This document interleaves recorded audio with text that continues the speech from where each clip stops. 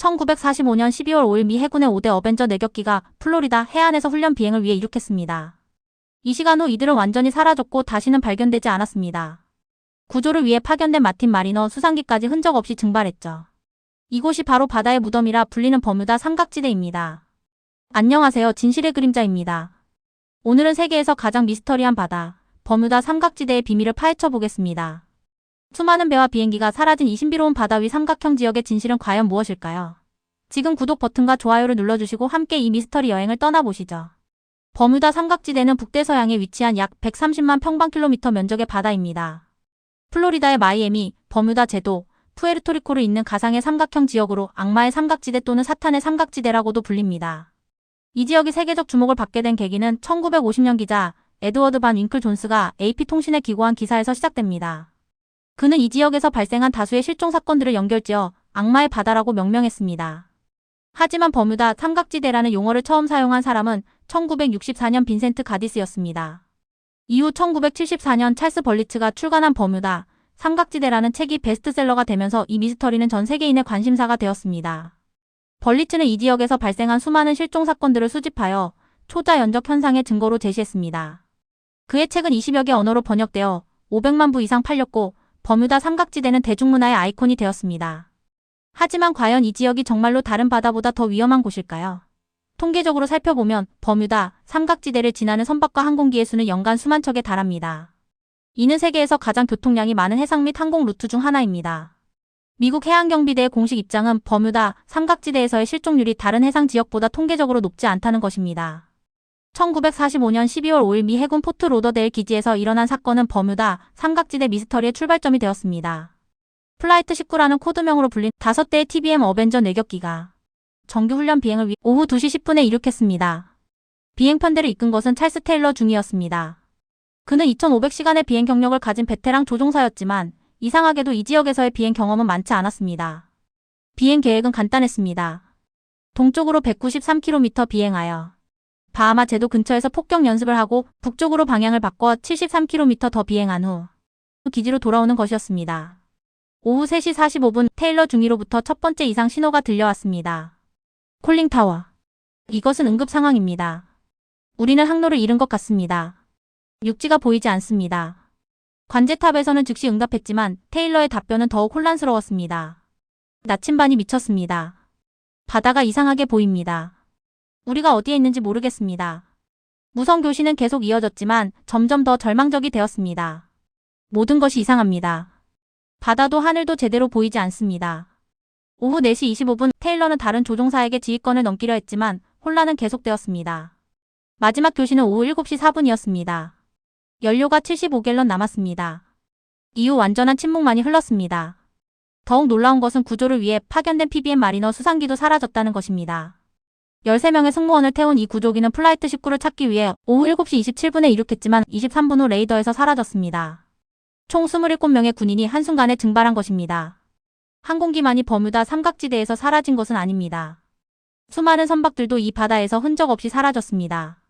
그 중에서도 가장 유명한 사건 중 하나는 1918년 USS 사이클롭스호의 실종입니다. 사이클롭스호는 길이 165m, 무게 19,360톤의 거대한 해군 보급선이었습니다. 1918년 3월 4일 바베이도스에서 볼티모어로 향하던 중 309명의 승무원과 함께 완전히 사라졌습니다. 조난 신호도 잔해도 발견되지 않았습니다. 더욱 기이한 것은 사이클롭스호의 두 자매선인 프로테우스호와 네레우스호도 1941년 같은 항로에서 사라졌다는 것입니다. 1955년에는 요트 코니마와 IVO가 실종되었습니다. 이 요트에는 하비 코노버라는 유명한 라디오 진행자가 타고 있었습니다. 그들은 뉴욕에서 나소로 항해하던 중 사라졌고 광범위한 수색에도 불구하고 발견되지 않았습니다. 마지막 무선 교신에서 날씨가 좋다고 보고했던 것이 전부였습니다.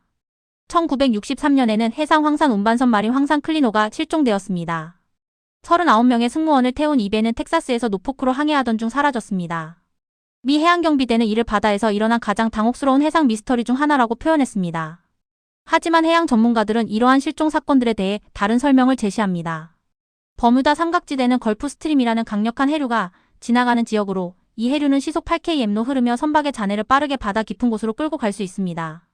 또한 이 지역은 허리케인이 자주 발생하는 곳이기도 합니다. 1948년 1월 30일 영국 사우스 아메리칸 에어웨이즈의 스타 타이거호가 아조레스 제도에서 버뮤다로 향하던 중 실종되었습니다. 이 아브루 투더 IV형 여객기에는 승무원 6명을 포함해 31명이 탑승하고 있었습니다. 스타 타이거의 기장 브라이언 맥밀런은 경험이 풍부한 조종사였습니다. 마지막 무선 교신에서 그는 예상 도착 시간은 오전 5시, 날씨는 양호하다고 보고했습니다. 하지만 스타 타이거는 버뮤다에 도착하지 못했고 5일간의 대규모 수색 작전에도 불구하고 어떤 흔적도 발견되지 않았습니다. 더욱 놀라운 것은 1년 후인 1949년 1월 17일 같은 항공사의 스타 아리에로도 버뮤다에서 킹스톤으로 향하던 중 사라졌다는 것입니다. 이 사건으로 인해 아브로 투더기의 상업 운항이 전면 중단되었습니다. 영국 민간항공부의 공식 조사 결과는 원인 불명이었습니다. 조사위원회는 이 사건들은 항공 역사상 가장 당혹스러운 문제를 제기한다고 결론지었습니다. 날씨는 양호했고 기체에는 아무런 문제가 없었으며 조종사들은 모두 숙련된 전문가들이었습니다. 일부 연구자들은 스타 타이거의 실종을 연료 부족으로 설명하려 했습니다. 당시 아브로 투더기는 연료 소모가 예상보다 많았고 강한 역풍을 만나면 연료가 부족해질 수 있었습니다. 하지만 조난 신호도 없이 완전히 사라진 것에 대해서는 여전히 설명이 부족합니다. 버뮤다 삼각지대의 또 다른 특징은 나침반 이상 현상입니다. 이 지역에서는 자기 나침반과 진북 나침반이 일치하지 않는 자기 편각 현상이 발생합니다. 이로 인해 조종사들이 방향 감각을 잃을 수 있다는 것이 전문가들의 설명입니다. 버뮤다 삼각지대의 미스터리는 과거의 일만이 아닙니다. 현대에도 이 지역에서는 설명하기 어려운 실종 사건들이 계속 발생하고 있습니다. 2005년 6월 20일 파이퍼 PA-23 아즈텍 경비행기가 바하마에서 플로리다로 향하던 중 실종되었습니다. 조종사 스티브 포세티는 세계적으로 유명한 모험가였고 수많은 비행 기록을 보유한 베테랑이었습니다. 하지만 그의 비행기는 흔적 없이 사라졌고 광범위한 수색에도 불구하고 발견되지 않았습니다. 2008년 12월에는 MU-2B 터보프롭 쌍발기가 바하마 근처에서 사라졌습니다. 이 비행기에는 4명이 탑승하고 있었으며 마지막 레이더 신호는 버뮤다 삼각지대 한복판에서 포착되었습니다. 미 해양경비대와 바하마 방위군이 합동으로 5일간 수색했지만 아무것도 찾지 못했습니다. 2017년에는 더욱 이상한 사건이 발생했습니다. MV 엘파로오라는 화물선이 허리케인 호아킨을 피해 항해하던 중 바하마 근처에서 침몰했습니다. 33명의 승무원 전원이 사망했지만 이 사건의 이상한 점은 선박에 블랙박스가 발견되었음에도 불구하고 정확한 침몰 원인을 규명하지 못했다는 것입니다. 2019년에는 2명의 청소년이 탄 14피트 보트가 플로리다 해안에서 실종되었습니다. 페리 코엔과 오스틴 스테판은 낚시를 위해 출발했지만 다시 돌아오지 않았습니다.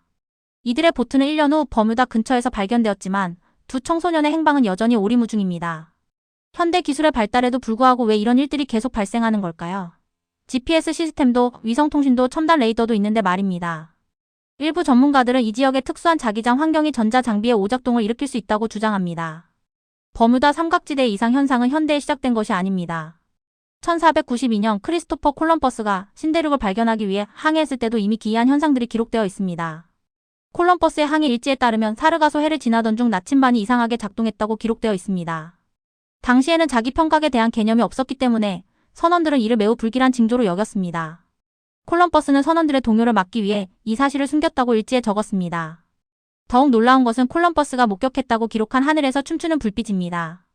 1492년 10월 11일 밤 산타마리아호의 갑판에서 콜럼버스와 선원들은 수평선 너머에서 이상한 빛을 목격했습니다.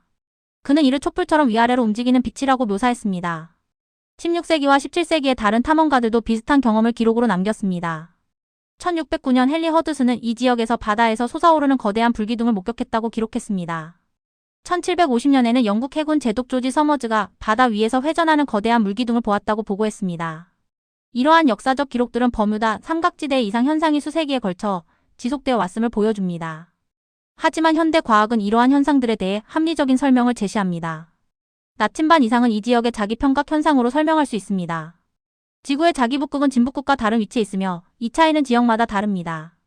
버뮤다 삼각지대 부근에서는 이 편차가 특히 크게 나타납니다. 콜럼버스가 목격한 춤추는 불빛은 세인트 엘모의 불이라는 자연현상으로 추정됩니다. 이는 네오시베의 마스트나 안테나 끝에서 발생하는 전기 방전 현상입니다. 허드슨이 본 불기둥은 워터스파우트 바다일 가능성이 높습니다. 수많은 미스터리에도 불구하고 과학자들은 버뮤다 삼각지대의 현상들에 대해 합리적이고 논리적인 설명들을 제시해왔습니다. 이러한 과학적 연구들은 초자연적인 힘보다는 자연현상으로 대부분의 실종 사건들을 설명할 수 있음을 보여줍니다. 첫 번째로 주목받는 이론은 메탄하이드레이트 가설입니다. 러시아의 해양학자 블라디미르 아르나토프와 미국의 해양연구진들은 버뮤다 삼각지대 해저에 대량의 메탄하이드레이트가 존재한다는 것을 발견했습니다. 메탄 하이드레이트는 극저 온고압 상태에서 메탄가스가 얼음 결정 구조를 이룬 것입니다. 해저의 지각 변동이나 온도 변화로 인해 이 메탄 하이드레이트가 갑자기 분해되면 엄청난 양의 메탄가스가 바다 표면으로 분출됩니다. 이때 바닷물의 밀도가 급격히 떨어져 배가 부력을 잃고 빠르게 침몰할 수 있습니다. 또한 대기 중으로 방출된 메탄가스는 항공기 엔진의 연소를 방해하여 추락을 일으킬 수 있습니다. 두 번째는 로그 웨이브 개파 현상입니다. 버뮤다 삼각지대는 대서양 허리케인의 주요 경로이자 다양한 해류가 만나는 지점입니다.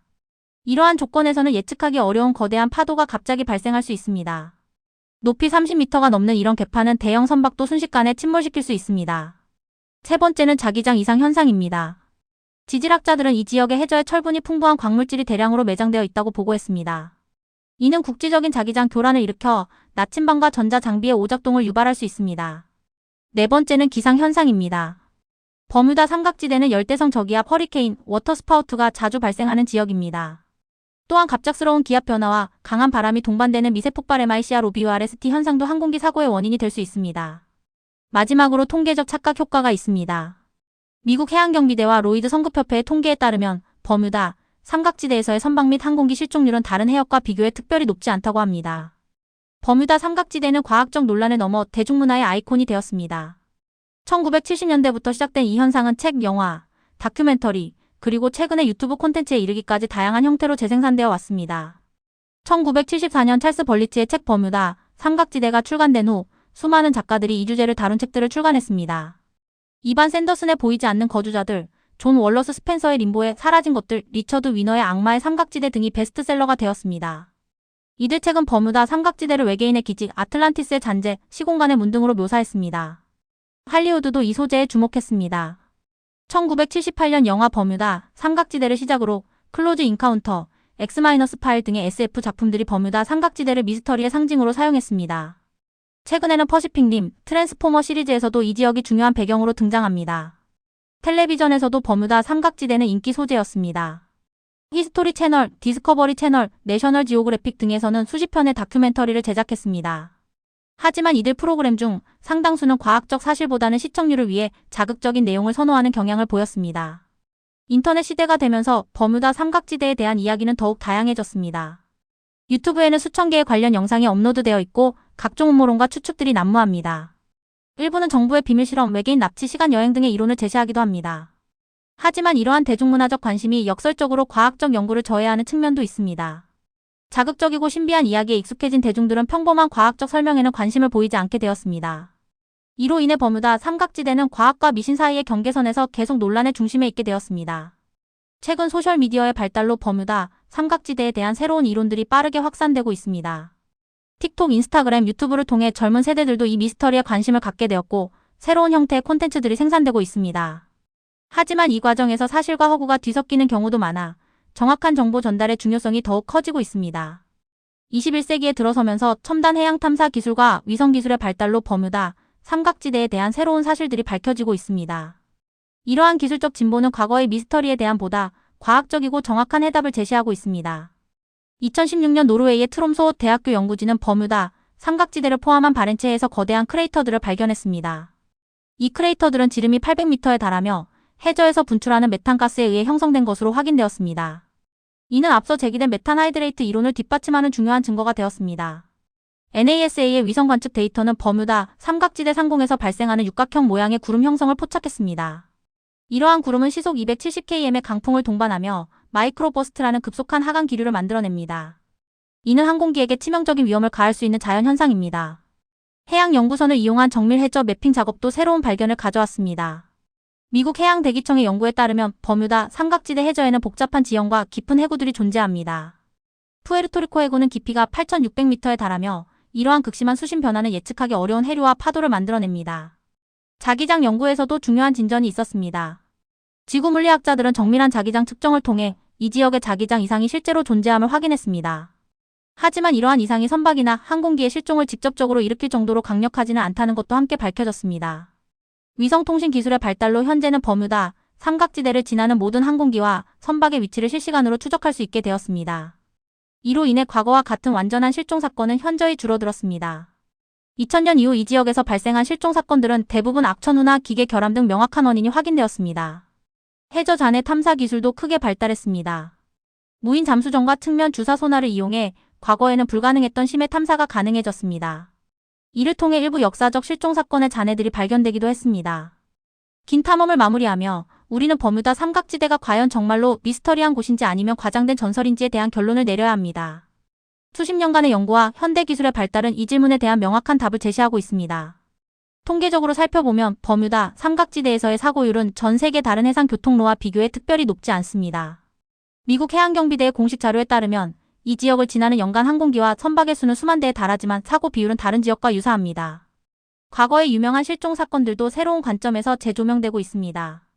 플라이트 19의 경우 최근 발견된 추가 자료들은 찰스 테일러 중위의 항법 실수와 당시 악천후가 주요 원인이었을 가능성을 시사합니다. USS 사이클롭스의 실종도 선체의 구조적 결함과 과적이 원인이었을 것으로 추정되고 있습니다. 하지만 이것이 버뮤다 삼각지대의 모든 미스터리가 해결되었다는 의미는 아닙니다. 바다는 여전히 인간에게 미지의 영역이며 우리가 모르는 자연 현상들이 존재할 수 있습니다. 중요한 것은 미지의 현상을 대할 때 과학적 접근 방법을 유지하는 것입니다.